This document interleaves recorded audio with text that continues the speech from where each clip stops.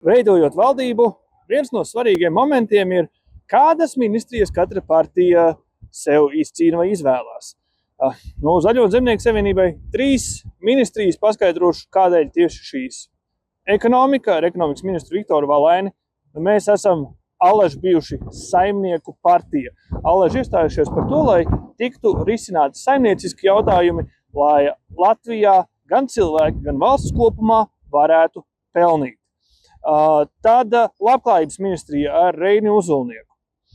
Lai arī mēs esam par uzņēmējiem un par saimniekošanu, mēs zinām, cik svarīgi ir arī parūpēties par tiem, kas vairs nav darbspējas vecumā, parūpēties par mūsu jauno paudzi, un labklājība allaž ir bijusi viens no Zaļo un Zemnieku savienības pīlāriem.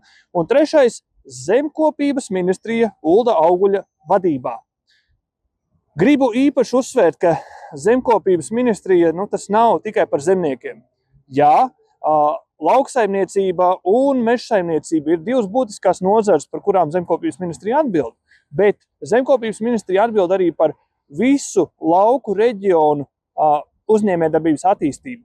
Tā ir skaitā mazais bizness, mājražošana, līderu projekti un lauku iniciatīvas.